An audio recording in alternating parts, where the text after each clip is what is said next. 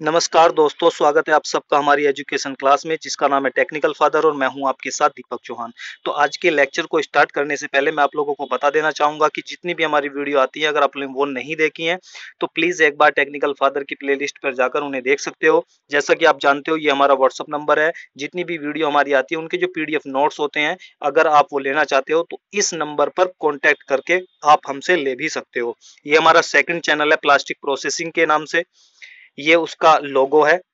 इस पर भी आप जाकर विजिट कर सकते हो, इसे सब्सक्राइब कर सकते हो क्योंकि वहां पर हम पॉलीमर जो है पूरा सब्जेक्ट है, मटेरियल है, वो सारी जो क्लासें हैं वो हम उस पर वहां पर डिस्कस जल्दी ही स्टार्ट करने वाले हैं। वहां पर अच्छे तरीके से डिस्कस करेंगे, तो इसे भी आप जल्दी से जाकर सब्सक्राइब कर लें।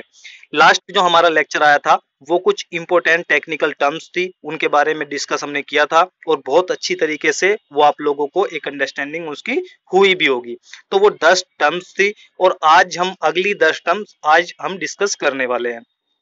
तो देखते हैं कि आपके लिए आज एक मोटिवेशन कोट यहाँ पर डाली हुई है वो क्या है, क्योंकि आप लोगों के लिए जो मोटिवेशन है वो बहुत ज्यादा जरूरी होता है। इसलिए मोटिवेट आप लोग दिन प्रतिदिन होते रहा करें और नेगेटिव लोगों से अब दूर रहा करें। जिनमें अकेले चलने का हौसला होता है उनके पीछे एक दिन काफिला होता है, और ये बात सच है, सत्य है। कई बार आप लोगों के साथ में भी एक घटना घटी होगी। मैं आप लोगों को एक छोटी सी घटना बताता हूँ।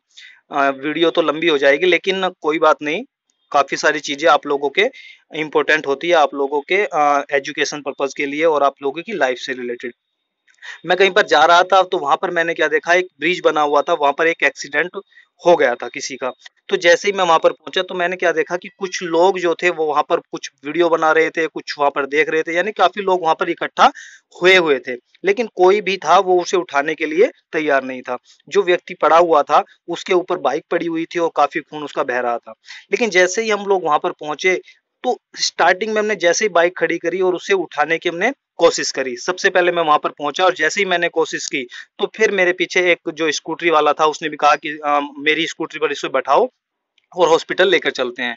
तो इससे क्या एक जो दो व्यक्ति थे वो इनमें से एक को हम बचा सके लेकिन दूसरे को हम नहीं बचा पाए, क्योंकि उसे वहां पर जल्दी उठा लिया जाता तो वो बच जाता, लेकिन वहां पर लेट होने की वजह से उसकी जान चली गई। तो मैं उन लोगों को जरूर ये बात कहना चाहूंगा कि जो एक्सीडेंट होने के बावजूद वहां पर देखते रहते हैं, वीडियो बनाते रहते हैं, तो उनसे बहुत हम्बल रिक्वेस्ट है कि आप ऐसा ना करें। उसे बहुत जल्दी से जल्दी जो ट्रीटमेंट है वो हॉस्पिटल ले जाकर उसका ट्रीटमेंट आप जरूर कराएं, कोई प्रॉब्लम उससे नहीं होती है। तो ये जो कोट है आपके लिए मोटिवेशन, ये उसी का एक उदाहरण है कि जब आप अकेले एक किसी काम को करते हो तो फिर उसके पीछे पूरी पब्लिक हो जाती है, लेकिन सबसे पहला कदम आप लोगों को ही बढ़ाना पड़ेगा। तो देखते हैं अपना टॉपिक। पहला जो हमारा टर्म्स है इंपॉर्टेंट, वो मोल्ड रिलीजिंग एजेंट है। ठीक है, तो मोल्ड रिलीजिंग एजेंट होता क्या है और ये किस प्रकार काम करता है। तो आप लोगों ने देखा होगा कि एक स्प्रे टाइप आप लोग एक देखते होंगे अपने मशीन के पास में। तो सबसे पहले इसकी डेफिनेशन देख लेते हैं, उसके बाद मैं आप लोगों को इसके बारे में बताता हूँ। मोल्ड में मेल्ट मटेरियल को कैविटी वॉल से चिपकने से बचाने के लिए तथा मोल्डिंग को शीघ्रता से छुड़ाने के लिए जो माध्यम प्रयोग किया जाता है उसे मोल्ड रिलीजिंग एजेंट कहते हैं। कई बार आप लोगों ने सिलिकॉन स्प्रे देखी होगी, कई बार जब देखा होगा कि कैविटी है या कोर है वहां पर जो पार्ट है वो चिपक रहा है, तो आप लोगों ने सोचा होगा कि जैसे ही हम रिलीजिंग एजेंट मारते हैं तो वो क्या कर देता है, पार्ट को जो कोर है या कैविटी है उसे चिकना कर देता है, इसलिए पार्ट नहीं चिपकता। लेकिन ऐसा नहीं है, उसका जो रीजन होता है, कई बार क्या होता है मोल्ड की जो फिनिशिंग होती है वो अच्छी नहीं होती है, जिसके कारण वो पार्ट को कैच करने लगता है। ठीक है, तो जो रिलीजिंग एजेंट मारा जाता है उसे आप अपने हाथ पर डालकर देखोगे तो आप लोगों को लगेगा कि वो बहुत ज्यादा कोल्ड होता है, ठंडा होता है। ठीक है, ठंडा होता है। तो वो क्या करता है, जैसे ही मोल्ड के अंदर उसे मारा जाता है तो वो उतने पार्ट को जिसकी फिनिशिंग सही नहीं हो पाई थी तो उतने पार्ट को वो ठंडा कर देता है, और जैसे ही उतना पार्ट वो ठंडा हो जाता है तो वो धीरे धीरे क्या करता है, 5-7 शॉट है, 10 शॉट है, वो फिर सही आते हैं, लेकिन जैसे ही वो गर्म होता है वो फिर से कैच करने लगता है। तो वो मोल्ड की प्रॉब्लम होती है। तो कई बार हम उसका जो ट्रीटमेंट है वो हम टेम्परेरी टाइम के लिए हम रिलीजिंग एजेंट से भी कर लेते हैं। नेक्स्ट देखते हैं मोल्डिंग। मोल्ड में मेल्ट इंजेक्शन के बाद ठंडा होने पर मोल्ड कैविटी और कोर के कारण आकृति लिए जो वस्तु प्राप्त होती है उसे ये मोल्डिंग कहते हैं। जब आप लोगों को पता होगा कि जो हम पार्ट बनाते हैं, ठीक है। तो उसे हम क्या करते हैं, मोल्ड करते हैं। मोल्ड का मतलब ये होता है कि एक किसी चीज को ढालना, किसी नई आकृति में ढालना, किसी लिक्विड को किसी नई आकृति में बदल देना। तो जब हम मोल्ड के अंदर जो पार्ट बना रहे हैं, उस पार्ट की जो आकृति होती है उसे हम क्या बोलते हैं, मोल्डिंग बोलते हैं। ठीक है, मोल्ड में हमने उसे डालकर ढाल दिया, एक नई शेप दे दी, ठीक है, जैसी हमें चाहिए थी। नेक्स्ट देखते हैं थर्ड पॉइंट, मेल्ट। तो मेल्ट क्या होता है, प्राय ऐसा प्लास्टिक जो गर्म अवस्था में सेमी लिक्विड होता है तथा इसे मोल्ड में इंजेक्ट करके आकार दिया जाता है, उसे हम क्या कहते हैं, मेल्ट कहते हैं। तो मेल्ट का मतलब होता है कि कोई लिक्विड है, लिक्विड टाइप है, यानी कि कोई एक मेटल था, चाहे फिर कोई भी मैटर है, चाहे वो सॉलिड था, चाहे वो ठोस था, लेकिन जैसे ही वो लिक्विड अवस्था में पहुंच गया, मेल्ट हो गया, पिघल गया, तो उसे हम क्या कर सकते हैं, उसे जैसी शेप हम चाहे वैसी उसे हम दे सकते हैं अपने अकॉर्डिंग। तो वो क्या हो सकता है, किसी भी शेप में आ सकता है, तो उसे हम क्या बोलते हैं, मेल्ट बोलते हैं। इसके बाद आता है इंप्रेशन। इंप्रेशन बहुत ज्यादा इंपॉर्टेंट है और कई बार ये क्वेश्चन पूछा भी जाता है, तो आप लोगों को इसे नोट कर लेना है। मोल्ड में कैविटी तथा कोर मिलकर जो खाली आकृति बनाते हैं उसे इंप्रेशन कहते हैं। यानी कि जैसे ही मोल्ड क्लोज होगा तो क्या होगा, कैविटी और कोर आपस में मैच होंगी, और मैच होने के बावजूद जो उनके बीच में एक स्पेस बचेगा जहां पर पार्ट अपनी शेप लेता है, रियल वाली शेप लेता है, तो उसे हम, जो खाली जगह होती है, खाली स्पेस होता है, एम्प्टी स्पेस होता है, उसे हम क्या बोलते हैं, इंप्रेशन बोलते हैं। तो आप लोगों को इसे भूलना नहीं है। नेक्स्ट देखते हैं सट हाइट। ठीक है, इस ये भी बहुत एक इंपॉर्टेंट टर्म है। मोल्ड को बंद करने पर, जैसे आप लोगों ने क्या कर दिया, मोल्ड को बंद कर दिया, फिक्स प्लेट, कौन सी प्लेट होती है, ये इंजेक्शन यूनिट की तरफ होती है। एक होती है हमारी मूवेबल प्लेट होती है, ठीक है, इसके बीच में ही क्या लगा होता है, मोल्ड लगा होता है, इन दोनों के बीच में मोल्ड लगा होता है। तो जो मूवेबल प्लेट होती है उसके बीच का जो अंतर होता है, डिस्टेंस होती है, उसे हम क्या बोलते हैं, सट हाइट बोलते हैं। या हम ये भी कह सकते हैं, जब हम इन दोनों के डिस्टेंस की बात करते हैं कि इनके जो बीच की डिस्टेंस होती है उसे हम सट हाइट बोलते हैं, और इसके बीच में हमने क्या लगा दिया, मोल्ड लगा दिया। यानी कि कई बार हम क्या कह सकते हैं कि जो मोल्ड की हाइट होती है उससे भी, उसकी जो बीच जो हाइट होती है उसे भी हम सट हाइट बोल सकते हैं, क्योंकि इन दोनों के बीच की दूरी क्या होती है, सट हाइट बोली जाती है। और इसके लिए दो वर्ड और होते हैं, ठीक है, डे लाइट जिसे हम बोलते हैं। तो डे लाइट क्या होती है, डे लाइट या सट हाइट, इन दोनों को आप कंपेयर कर सकते हो। तो डे लाइट का क्या मतलब क्या होता है, जो मूवेबल प्लेट होती है और जो फिक्स प्लेट होती है, उन दोनों के बीच की डिस्टेंस डे लाइट होती है, और सट हाइट भी हम उसे ही बोल रहे हैं। एक होती है मिनिमम डे लाइट, एक होती है मैक्सिमम डे लाइट। जब हम मिनिमम डे लाइट की बात करते हैं तो हम क्या करते हैं, ये हमारा मोल्ड है, ठीक है, ये हमारी कैविटी है और ये हमारी कोर है। यानी कि अब ये समझो एक तरीके से, जो एक फिक्स प्लेट है और एक हमारी मूवेबल प्लेट है, हमने उन्हें क्या कर दिया, अभी तक उसके बीच में हमने मोल्ड नहीं लगाया। ठीक है, सपोज करो कि हमने अभी तक मोल्ड को लोड नहीं किया है, सिर्फ एक मूवेबल प्लेट है, एक फिक्स प्लेट है। हमने क्या किया, उन्हें मोल्ड को क्लोज करना शुरू कर दिया, यानी कि प्लेटों को क्लोज करना स्टार्ट कर दिया। तो एक ऐसी डिस्टेंस आएगी, एक ऐसा पॉइंट आएगा जहां पर आकर ये आपस में, मतलब एक दूसरे की तरफ नहीं जाएंगी, बीच में आकर रुक जाएंगी। ठीक है, तो उस डिस्टेंस को जब हम नाप लेते हैं, ठीक है, मेजरिंग कर लेते हैं, तो वो डिस्टेंस क्या होती है, उसे बोलते हैं मिनिमम डे लाइट।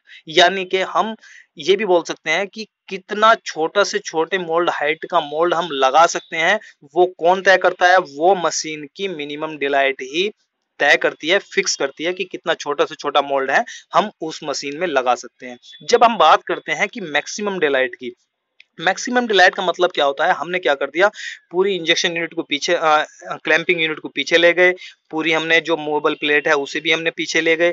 तो इनके बीच में, मूवेबल प्लेट और फिक्स प्लेट के बीच में जितनी डिस्टेंस मैक्सिमम होती है उसे हम बोलते हैं मैक्सिमम डिलाइट। यानी कि हम ये भी कह सकते हैं कि इस मशीन में या किसी भी मशीन में कितने बड़े से बड़े मोल्ड हाइट का मोल्ड हम लगा सकते हैं। तो ये कौन डिफाइन करता है, ये डिफाइन करता है हमारी जो मैक्सिमम डे लाइट होती है। तो इन तीनों चीजों को आप लोगों को याद रखना है, भूलना नहीं है।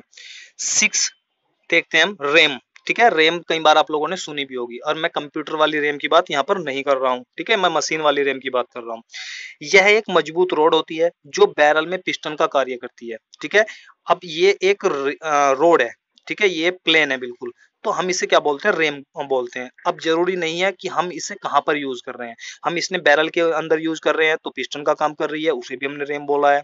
जब हम क्लैंपिंग फोर्स लगाने के लिए हाइड्रोलिक सिलेंडर में इसका यूज करते हैं तो तब भी इसे क्या बोलते हैं, रेम बोलते हैं। आप लोगों ने देखा होगा कि जो हमारी मशीन होती है कौन सी वाली, हाइड्रोलिक क्लैंपिंग जिसमें होती है, तो उसमें बहुत पिलर बड़ी सी रोड होती है, बहुत बड़ी सी पिलर सा टाइप होता है, उसे भी हम क्या बोलते हैं, रेम बोलते हैं। ठीक है, तो पिस्टन का कार्य करती है, इसकी सहायता से मुलायम प्लास्टिक पदार्थ को मोल्ड की कैविटी में प्रेशर के साथ इंजेक्ट किया जाता है और इसे प्लंजर भी कहते हैं। ठीक है, तो उसे भी रेम बोलते हैं और इसे भी रेम बोलते हैं और इसे प्लंजर भी बोलते हैं। अब बात करते हैं साइकिल टाइम की।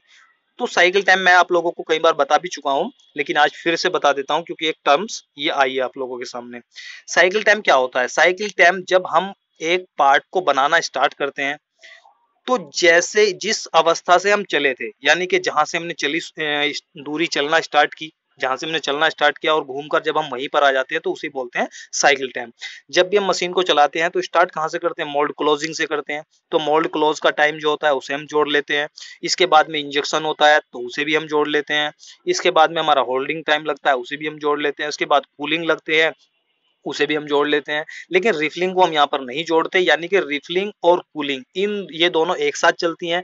इनमें से जिसकी टाइमिंग ज्यादा होगी हम उसे साइकिल टाइम में ऐड करते हैं, चाहे वो कूलिंग की टाइमिंग ज्यादा हो चाहे वो रिफिलिंग की टाइमिंग ज्यादा हो, उसे ही हम साइकिल टाइम में ऐड कर लेते हैं। इसके बाद में क्या होता है, मोल्ड ओपन होता है, ओपन होने के बाद में इजेक्शन होता है। इन सारे टाइमों की जो टाइमिंग होती है उन्हें हम कैलकुलेट करके ऐड कर लेते हैं और ऐड करने के बाद में जो कंप्लीट टाइम बनता है उसे हम बोलते हैं साइकिल टाइम। ठीक है, मोल्ड को बंद करके उसमें मटेरियल इंजेक्ट करने के उपरांत जब तक वो ठंडा होता है और उससे कंप्लीट इजेक्शन के द्वारा जब तक पार्ट को बाहर निकाला जाता है, जब तक का जो टाइमिंग होती है वो बोलते हैं उसे साइकिल टाइम। नेक्स्ट देखते हैं फीड सिस्टम। ठीक है, ये भी बहुत ज्यादा इंपॉर्टेंट होता है, ये भी आप लोगों को पता होना जरूरी है। ये यहाँ पर आप इसकी जो पिक्चर है वो आप यहाँ पर देख भी सकते हो। तो मशीन के नोजल से मोल्ड की कैविटी तक मेल्ट जो लिक्विड होता है, मेल्ट जो मटेरियल होता है उसे पहुंचाने या फीड करने के लिए मोल्ड में जो तरीका अपनाया जाता है उसे ही हम क्या बोलते हैं, फीड सिस्टम। या हम इसे बोलते हैं कि वे होता है, यानी कि जो नोजल होता है, नोजल से कैविटी के इंप्रेशन तक पहुंचने का जो रास्ता होता है उसे ही हम क्या बोलते हैं, फीड सिस्टम बोलते हैं। और इसमें 3 चीजें ऐड की जाती हैं, कौन कौन सी, स्प्रू, रनर और गेट। ठीक है, स्प्रू, रनर और गेट। जब हम फीड सिस्टम की बात करते हैं तो फीड सिस्टम में ये तीनों चीजें आती हैं, तो ये आप लोगों को नोट कर लेना है या हमसे बने बनाए नोट्स भी आप ले सकते हो। 9 क्वेश्चन देखते हैं हम, टर्म्स देखते हैं। कोल्ड ड्रिप ये क्या होती है, मल्टी कैविटी मोल्ड। ठीक है, कई बार आप लोगों ने देखा होगा कि एक ही मोल्ड के अंदर 10 पीस, 20 पीस, 50 पीस तक, 62 60 पीस तक भी बनकर आते हैं। ठीक है, एक ही बार में। अब जब इतने पीस एक बार में बनकर आएंगे तो उन तक पहुंचने के लिए क्या चाहिए, एक रास्ता भी तो चाहिए ना। जब रास्ता चाहिए तो हमें क्या करना पड़ेगा, रनर जो है उसमें काफी सारे होंगे। ठीक है, जब रनर काफी सारे होंगे तो जब ये जो रनर होंगे इनका कोई यूज तो होता नहीं है कि हमारे पार्ट के साथ ये निकल कर आते हैं, इन पार्ट को भी ये पार्ट के साथ जाते हैं, ऐसा तो होता नहीं है, इन्हें हम अलग निकाल देते हैं। तो जब ये इतनी सारी कैविटी बन रही है और इनके साथ में इतने सारे रनर बन रहे हैं तो यहाँ पर क्या होगा, मटीरियल वेस्ट ही होना है। ठीक है, इतना मटेरियल वेस्ट हो जाएगा हमारे। तो अब इसे पढ़ते हैं, रनर में लंबाई थोड़ी सी अधिक रखते हैं जिससे मोल्डिंग के लिए मोल्ड में अतिरिक्त मटेरियल इस खाली जगह में भर जाता है। ठीक है, जो रनर बनते हैं इन रनर में क्या भर जाता है, मटेरियल भर जाता है, और इसे हम क्या बोलते हैं, कोल्ड ड्रिप बोलते हैं या कोल्ड ट्रैप बोलते हैं। ठीक है, ये जो खाली जगह होती है इनमें मटेरियल भर जाता है। नेक्स्ट देखते हैं स्क्रू। यह एक गोल मजबूत छड़ होती है जिसकी बॉडी पर स्क्रू की तरह हेलिक्स, फ्लाइट, ठीक है, फ्लाइट एंगल, हेलिक्स एंगल आप लोगों ने सुना होगा, फ्लाइट, डेप्थ, ठीक है, ये सारी चीजें होती हैं तो बने होते हैं। यह स्क्रू बैरल में घूमता है और चलता हुआ प्लास्टिक मटेरियल को फ्लाइट की सहायता से आगे की ओर धकेलता है। ठीक है, इसमें कितने जोन होते हैं ये आप नीचे कमेंट बॉक्स में इसका आंसर भी दे सकते हो। तो ये स्क्रू की टर्म्स हो गई यहाँ पर। ठीक है, तो आज ये टर्म्स 10 टर्म्स आप लोगों ने लास्ट वीडियो में देखी थी। अगर वो वीडियो आप लोगों ने नहीं देखी है तो प्लीज एक बार उसे जाकर देख लें ताकि आगे की जो टर्म्स है वो आप लोगों की ना छूटे, अंडरस्टैंडिंग आप लोगों की हो सके। आज भी हमने 10 टर्म्स देखी हैं, तो नेक्स्ट 10 टर्म वो हम जल्दी से जल्दी लेकर आएंगे। तो अगर आप लोगों ने अभी तक इस वीडियो को लाइक नहीं किया है तो प्लीज एक बार इसे लाइक कर दें, चैनल को सब्सक्राइब कर लें, क्योंकि उसकी जो नोटिफिकेशन वीडियो की आती है वो आप लोगों को जल्दी से जल्दी मिलती रहे। और दोस्तों को शेयर भी आप कर दें, क्योंकि अगर आप लोगों को बेनिफिट हो रहा है तो कोशिश किया करें कि सभी को बेनिफिट हो। ठीक है, तो मिलते हैं नेक्स्ट लेक्चर में, जब तक के लिए दीजिए हमें इजाजत। जय हिंद, जय भारत।